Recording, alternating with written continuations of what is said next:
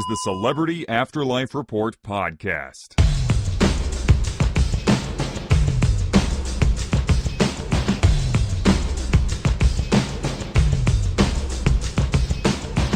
It is I, or is it me?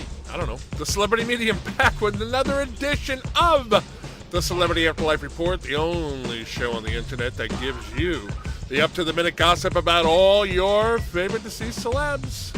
I am always amazed that the stuff goes on in the next world scene, and it's my pleasure to share the latest with you each week. We have some good stuff for you this time around, so how about we get right to it?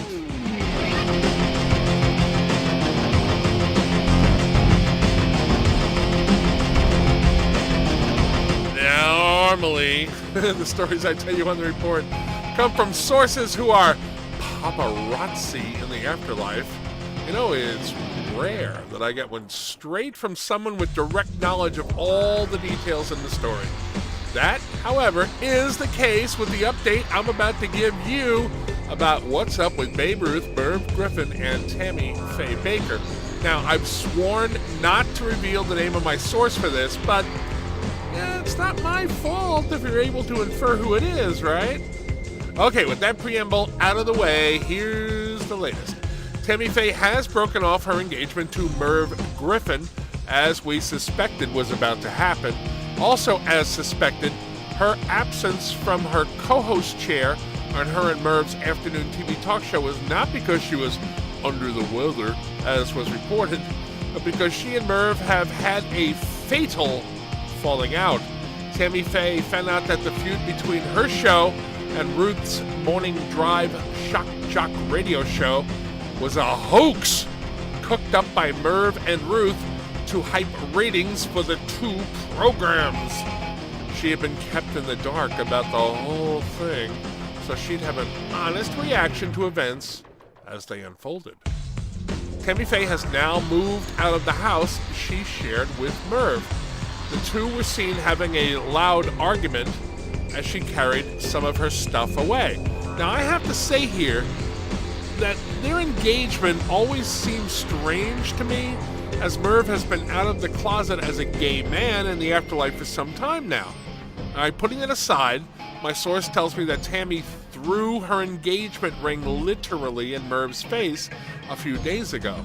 Now, if you're wondering why my source told me all these details, it's because Tammy Faye is using me as leverage against Merv. She wants to show him that she is willing to divulge some of the big secrets about what he's been up to lately. My source, who is in an excellent position to know everything that's happening in this story, wink wink, says that if Tammy doesn't get what she wants from Merv, which is her own TV show, she is more than willing to spill the beans to the next world media, something that Mr. Griffin definitely doesn't want to happen. Now, I believe I said last week this story was turning into a train wreck. I think the train just hit a brick wall.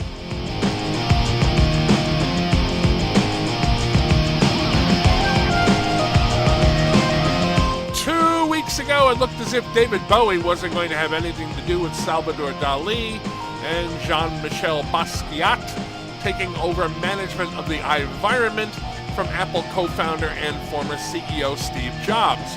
Bowie and some of his new friends in the afterlife had plans to make an artists' colony out of the town originally designed by actress-singer Judy Garland to be an all-female community.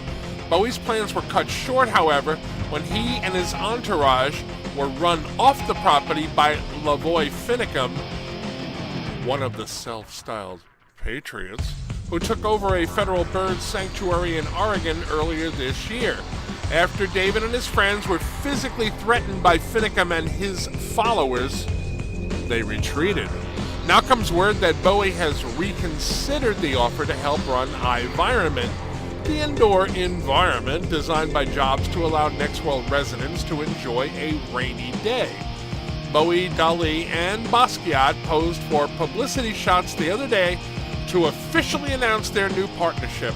The three issued a joint statement in which they expressed their desire to make iVironment an arts center people of all ages can enjoy, as well as a precipitation-themed park. It was also announced that Bowie will be holding a concert in the iVironment in the near future.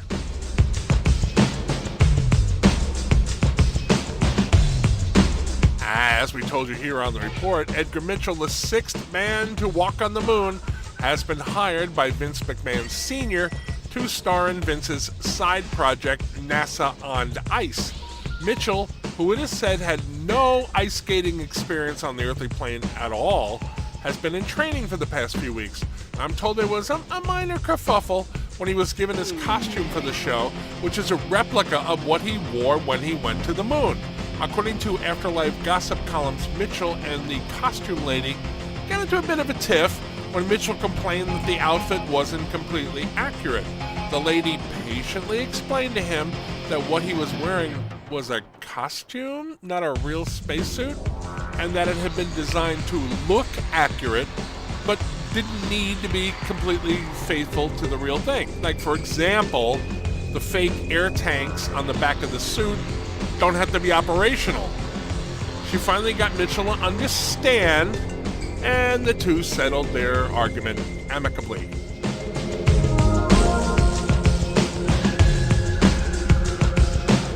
Lastly, former First Lady Nancy Reagan just arrived in the next world.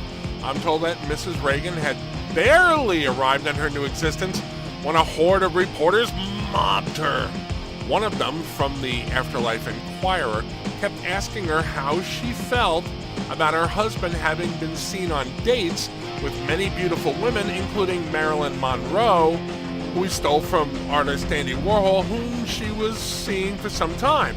About a year ago, I reported that Ronnie had turned into something of a serial Lothario in the next world. Now, like many new arrivals, Mrs. Reagan seemed a bit disoriented and was apparently taken by surprise by the reporter's question. She finally managed to say something to the effect that she would be shocked if it was true that her husband was sleeping around.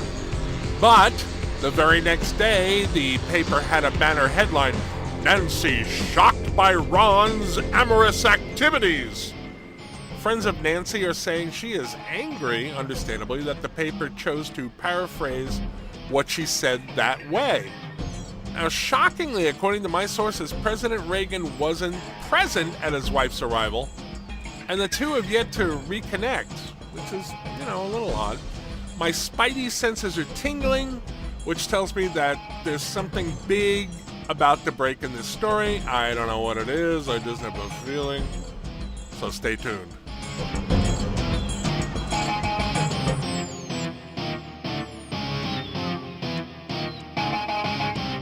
Okay, that's all I have for you at the moment. Please come back next week when I'll have more up-to-the-minute gossip about all your favorite deceased celebs.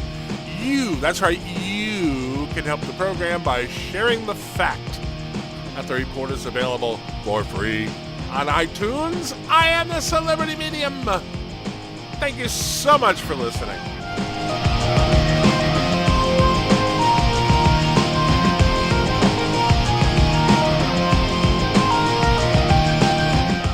You've been listening to the Celebrity Afterlife Report podcast. To ask a question about your favorite deceased celebrity, call 818-3-MY-DREAM. 818-3-MY-DREAM. 818-369-3732.